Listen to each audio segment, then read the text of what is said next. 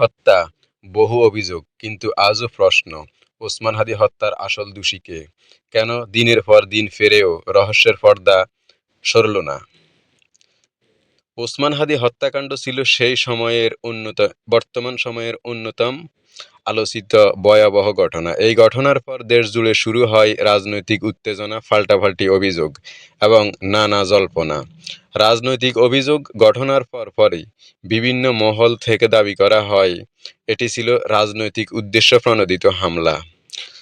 বলা হয় নির্বাচন বানচাল করা, এলাকায় অস্থিতিশীলতা সৃষ্টি করা এবং ভয়ের পরিবেশ তৈরি করাই ছিল লক্ষ্য।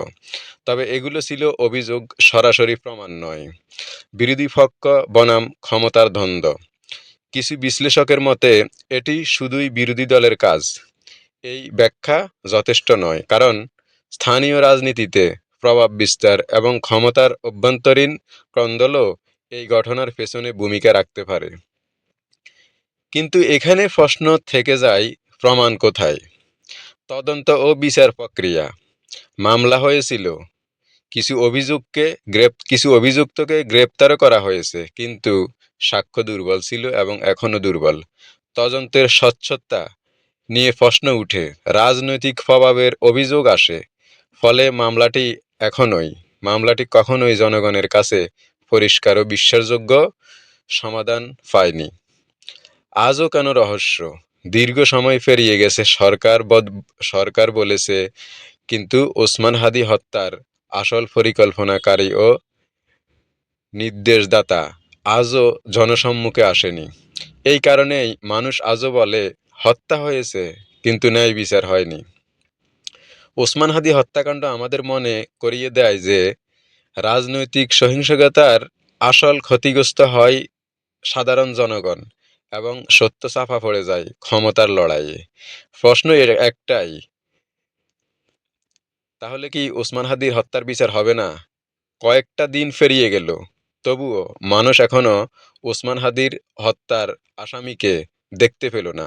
অথচ বর্তমান সরকার, বর্তমান রাজনৈতিক দলগুলা বড় কঠোরভাবে এই দায়িত্ব ছিল যে ওসমান হাদিকে হত্যার হামলাকারীকে গ্রেপ্তার করা এবং তাকে জনসম্মুখে নিয়ে আসা, কিন্তু সেটা আর হলো কই? দর্শক, আপনাদের মনে কি প্রশ্ন জাগে না? প্রশাসন চাইলে নাকি অনেক কিছুই করতে পারে, আবার কথায় কথায় শোনা যায় যে এই ছেলেটা হামলা করছে সে নাকি আওয়ামী লীগেরই কেউ।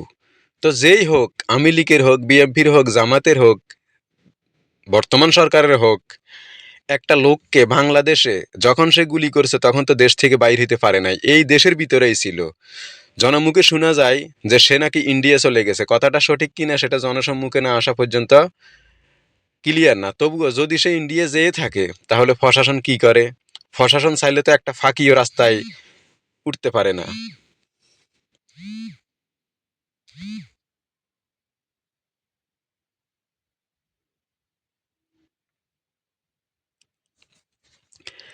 প্রশাসন যদি চায় তাহলে তো রাস্তায় একটা মানুষও চলতে পারে না। তাহলে একটা আসামি ধরা সময়ের ব্যাপার নাকি গাফুলতি? আসলে নাকি ক্ষমতার লড়াই চাপা পড়ে যাবে এই হত্যার রহস্য? নাকি আওয়ামী লীগের খেলা? যদি তাই হয় তাহলে আওয়ামী লীগ চলে গিয়ে তো এখনো বাংলাদেশে আছে। আপনাদের কি মতামত? অবশ্যই কমেন্টে জানাবেন যদি আপনারা ভালো মনে করেন।